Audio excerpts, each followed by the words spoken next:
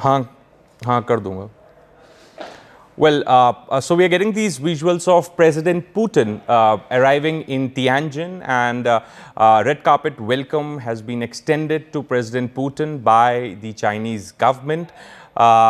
This is again a very important arrival ahead of the SCO Summit. In fact, going by the information that we have, there's going to be the meeting between President Putin and Prime Minister Modi tomorrow. That's what we have been told. And now over to you, Rahul. I think Rahul is connecting live with us from Tianjin. Rahul? That's right. Thanks, Siddhant. Yes, footage on the screens, viewers. Important footage here of another important meeting that is going to sort of unfold here in Tianjin.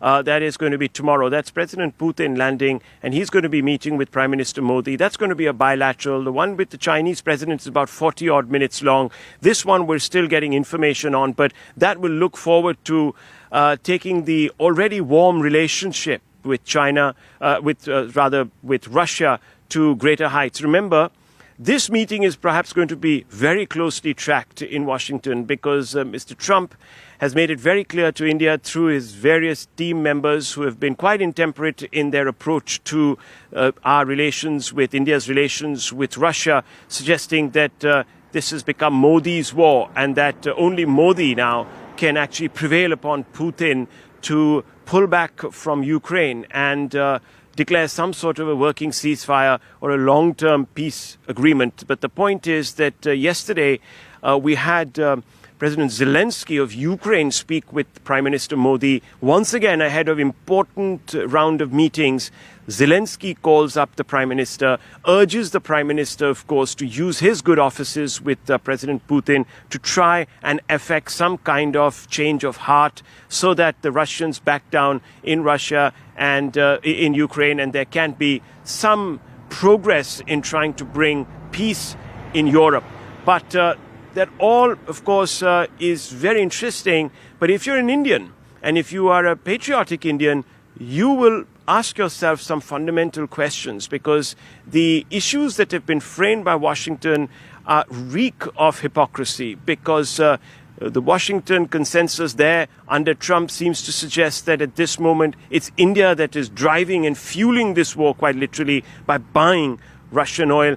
But as you know, America is doing trade with Russia. Europeans are buying more quantity of oil than India is from Russia. There's also deep trade associations between Europe and Russia. Their trade relationship is much greater than the one that India has with Russia. So if you really look at it that way, the road through peace doesn't only run through New Delhi. We, of course, have a role to play in bringing about the two sides and can, of course, be a bridge link, but we certainly can't dictate the terms of the peace.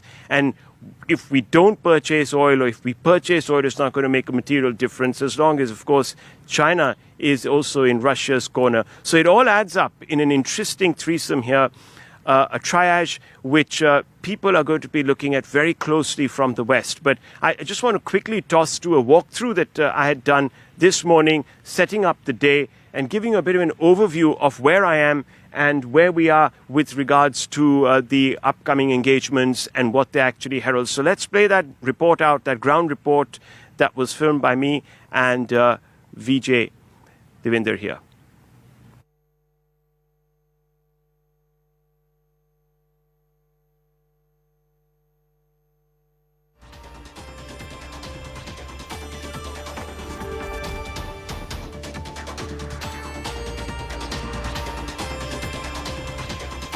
Very good morning from Tianjin. The stage is set. As you can see behind me is the big hall where this entire Shanghai Cooperation Organization Summit is going to kick off in a few hours. This is where the big function in the evening is going to take place here in Tianjin. But more importantly, before that, we're going to have, of course, a meeting between Prime Minister Modi and President Xi Jinping. A very important conversation there. The Indian tricolor is right next to the Chinese flag on this flagpole, and that sort of sends a big message out. The first headline from the China's People Daily is also about how President Xi Jinping is meeting with today the top leaders of the SCO, in particular Prime Minister Modi. Remember, the presence of India at the SCO is extremely critical. It lends a huge amount of credibility to the SCO because India is probably the only fully functional democracy, a democracy which is vibrant, a democracy where freedom of expression is not curtailed, a democracy where the people have the ultimate say.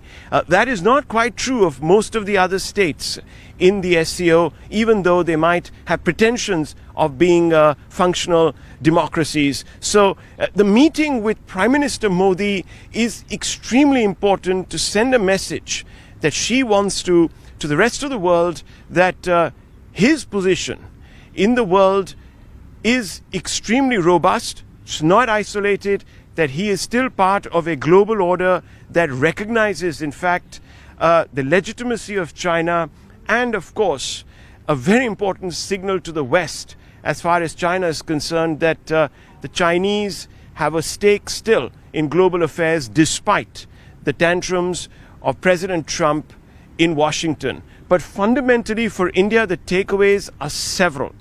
And the Chinese media, as you can see behind me, has been focusing on some of those takeaways. For India, it is important to also, of course, assert its own strategic as well as economic sovereignty at a time when Washington wants to constrict India, wants to force India into choosing camps.